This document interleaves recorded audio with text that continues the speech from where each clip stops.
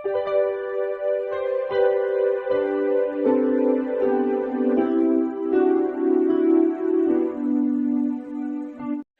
Students, প্রথমেই UK educational টিপসের পক্ষ থেকে তোমাদের সকলকে স্বাগত জানাই। বিদ্যাসাগর ইউনিভার্সিটির 5th সেমিস্টারের বাংলা মেজর স্টুডেন্টসদের জন্য বাংলা সাজেশন হিসাবে মেজর পেপার 8-এর একক 1 রামেন্দ্র সুন্দর ত্রিবেদীর চরিতকথা গ্রন্থের ঈশ্বরচন্দ্র বিদ্যাসাগর থেকে বেশ কয়েকটি ভেরি ইম্পর্ট্যান্ট কোশ্চেন অ্যান্সারের পার্ট 1 আজকের ভিডিওতে আলোচনা করা হয়েছে। প্রথমে 2 নম্বর মানের সংক্ষিপ্ত প্রশ্নোত্তরগুলো আমরা আলোচনা করব। তারপরে ভিডিওর শেষে 5 এবং 10 নম্বর মানের যে ইম্পর্টেন্ট প্রশ্নগুলো দেওয়া হয়েছে তোমরা অতি অবশ্যই ওইগুলো রেডি করে নেবে। ওখান থেকেই তোমরা প্রশ্ন কমন পেয়ে যাবে। আর বিদ্যাসাগর থেকে প্রশ্ন অবশ্যই তোমাদের পরীক্ষায় থাকবে, তোমরা অবশ্যই ভালো করে এগুলো তৈরি করে নেবে। এখন আমরা সংক্ষিপ্ত প্রশ্নোত্তর দেখি। এখানে প্রতিটা প্রশ্নের মান হচ্ছে 2। আজকের প্রথম প্রশ্ন হচ্ছে, বিদ্যাসাগর প্রবন্ধটি কার লেখা ও কোন গ্রন্থের অন্তর্গত? বিদ্যাসাগর প্রবন্ধটি লিখেছেন আচার্য রামেন্দ্র সুন্দর ত্রিবেদী এবং এটি তার চরিতকথা গ্রন্থের অন্তর্গত। ভালো করে এটা তোমরা আগে জেনে রাখবে। এইবার হচ্ছে 2 নম্বর, রামেন্দ্র সুন্দর ত্রিবেদী লেখা অপর 4টি গ্রন্থের নাম লেখো। তাহলে একটা হচ্ছে চরিতকথা, আর চরিতকথা বাদে অপর 4টি গ্রন্থ হচ্ছে দেখো, জিজ্ঞাসা, 2 হচ্ছে বঙ্গলক্ষ্মীর ব্রতকথা, 3 শব্দকথা এবং 4 হচ্ছে বিজ্ঞান জ্যোতিষ সমাজ। এই 4টি গ্রন্থের নাম তোমরা ভালো করে মনে রাখবে, আর তোমাদের সিলেবাসে রয়েছে চরিতকথা। এইবার 3 নম্বর প্রশ্ন, চরিতকথা প্রবন্ধের মূল উপজীব্য বিষয় কি?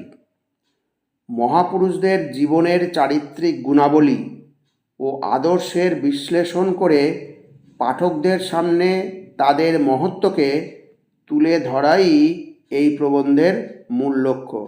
ভেরি ইম্পর্টেন্ট প্রশ্ন, খুব ভালো করে মনে রাখবে। এইবার হচ্ছে 4 নম্বর, চরিতকথা গ্রন্থে বিদ্যাসাগর ছাড়া আর কাদের সম্পর্কে আলোচনা আছে? চরিতকথা গ্রন্থে বঙ্কিমচন্দ্র চট্টোপাধ্যায়, রমেশচন্দ্র দত্ত, বলেন্দ্রনাথ ঠাকুর প্রমুখ মনীষীদের চরিত্র ও জীবন দর্শনের আলোচনা রয়েছে। এর সাথে তোমরা এই অধ্যাপক মক্ষমূলর নামটাও মনে রাখবে। এইবার 5 নম্বর, রামেন্দ্র সুন্দর বিদ্যাসাগরকে কার সঙ্গে তুলনা করেছেন এবং কেন? এখানে দেখো, লেখক বিদ্যাসাগরকে অনেক সময় হিমালয়ের অটল গাম্ভীর্যের সঙ্গে তুলনা করেছেন তার চরিত্রের স্থিরতা ও মহত্ব বোঝাতে। নেক্সট প্রশ্ন 6 নম্বর, রামেন্দ্র সুন্দরের মতে বিদ্যাসাগর কেন মানুষের মানুষ ছিলেন? বিদ্যাসাগর কেবল জ্ঞানে বা পাণ্ডিত্যে বড় ছিলেন না, তার মধ্যে মানুষের প্রতি অসীম মমতা এবং মনুষ্যত্বের পূর্ণ বিকাশ ঘটেছিল বলেই লেখক তাকে মানুষের মানুষ বলেছেন। এখানে মানুষের মানুষ ছিলেন, এই প্রশ্নটা এখানে অবজেক্টিভ হিসাবে রয়েছে, আর এইটার তোমাদের একটু বড় প্রশ্ন হিসাবে তোমাদের তৈরি করে রাখতে হবে, পরে অবশ্য বলে দেওয়া আছে। এইবার 7 নম্বর দেখো, তিনি ছিলেন একাধারে বজ্রের মতো কঠোর এবং কুসুমের মতো কোমল। উক্তিটির তাৎপর্য কী? এটাও সংক্ষিপ্তকারে দেওয়া আছে, এটাও বড় প্রশ্ন হিসেবে এটাও তোমাদের করতে হবে, খুব ইম্পর্টেন্ট লাইন এটা। বজ্রের মতো কঠোর এবং কুসুমের মতো কোমল। বিদ্যাসাগর অন্যায় বা অন্যায্য দাবির কাছে বজ্রের মতো কঠোর ও অটল ছিলেন, আবার দুঃখী ও আর্ত মানুষের সেবায় তাঁর হৃদয় কুসুমের মতো কোমল ও করুণায় পূর্ণ ছিল। খুব সুন্দর প্রশ্ন, খুব ভালো করে মনে রাখবে। এবার হচ্ছে 8 নম্বর দেখো, রামেন্দ্র সুন্দর বিদ্যাসাগরকে প্রকৃত ব্রাহ্মণ কেন বলেছেন? এটাও একটা বড় প্রশ্ন হিসাবে তোমরা তৈরি করে রাখবে।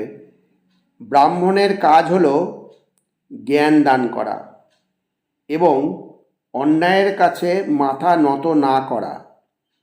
বিদ্যাসাগর আজীবন দারিদ্র্যের সঙ্গে লড়াই করেও নির্লোভ থেকে জ্ঞান বিতরণ করেছেন, তাই তিনি প্রকৃত ব্রাহ্মণ। পরবর্তী প্রশ্ন দেখো, 9 নম্বর। বিদ্যাসাগরের চরিত্রে অজেয় পৌরুষ বলতে লেখক কি বুঝিয়েছেন? একটা ভেরি ভেরি ইম্পর্টেন্ট প্রশ্ন। বিদ্যাসাগরের দৃঢ় ইচ্ছা শক্তি, কোনো বাধাকেই পরোয়া না করার মানসিকতা এবং নিজের আদর্শে অটল থাকাকেই লেখক অজেয় পৌরুষ বলে অভিহিত করেছেন। ভেরি ভেরি ইম্পর্টেন্ট প্রশ্ন। এইবার 10 নম্বর দেখো। রামেন্দ্র সুন্দর ত্রিবেদী বিদ্যাসাগরের চরিত্রকে কিভাবে মূল্যায়ন করেছেন? রামেন্দ্র সুন্দর ত্রিবেদী বিদ্যাসাগরকে বাঙালি জাতির মধ্যে এক অনন্য, ব্যতিক্রমী ও মহান চরিত্র বলে উল্লেখ করেছেন। তার মতে বিদ্যাসাগরের চরিত্র ছিল সোজা ও স্বচ্ছ, কিন্তু সমসাময়িক বাঙালি সমাজ ছিল বাঁকা, তাই তাকে বোঝা কঠিন ছিল। এইবার তোমাদের 5 নম্বর মানের বেশ কয়েকটি গুরুত্বপূর্ণ প্রশ্ন দেওয়া হয়েছে, অতি অবশ্যই তোমরা এগুলো ভালো করে তৈরি করে নেবে। প্রথম প্রশ্ন হচ্ছে, বিদ্যাসাগর মানুষ ছিলেন না, তিনি ছিলেন মানুষের মানুষ। এই উক্তিটির তাৎপর্য ব্যাখ্যা করো। খুব ভালো করে এটা করবে, এটা ভেরি ভেরি ইম্পর্টেন্ট প্রশ্ন। রামেন্দ্র সুন্দর কেন বিদ্যাসাগরকে প্রকৃত ব্রাহ্মণ হিসাবে অভিহিত করেছেন? দুটো প্রশ্নই ভেরি ভেরি ইম্পর্টেন্ট, এটা দুটো প্রশ্ন তৈরি করে রাখবে। এইবার দেখো 3 নম্বরটাও আর একটা মোস্ট ইম্পর্টেন্ট প্রশ্ন। বিদ্যাসাগরের হৃদয় হিমালয়ের ন্যায় অটল ও উন্নত ছিল। এই উপমার প্রাসঙ্গিকতা বিচার করো। প্রথম এই 3টে প্রশ্নই খুব ভালো করে তোমরা 5 নম্বর মানে হিসাবে তৈরি করে রাখবে। এই 1, 2, 3 প্রতিটাই করবে, এই 3টে আরও বেশি ভালো করে করবে। এবার 4 নম্বর হচ্ছে, বিদ্যাসাগরের চরিত্রের তেজ বা জেদ সম্পর্কে লেখকের অভিমত সংক্ষেপে আলোচনা করো। আর 5 নম্বরে আর একটা প্রশ্ন দেওয়া হয়েছে, এটা হচ্ছে, বিদ্যাসাগরের অনাড়ম্বর জীবনযাপন ও ঋজুতা সম্পর্কে প্রবন্ধকারের ধারণা সংক্ষেপে লেখো। এই 5টা প্রশ্ন অবশ্যই করবে। এই 5টা প্রশ্ন করলে পারে প্রশ্ন ঘুরিয়ে দিলেও তুমি লিখে আসতে পারবে। আর বিদ্যাসাগর থেকে প্রশ্ন অবশ্যই আসবে। এইবার 10 নম্বর মানের গুরুত্বপূর্ণ প্রশ্নাবলীর প্রথম প্রশ্ন দেখো।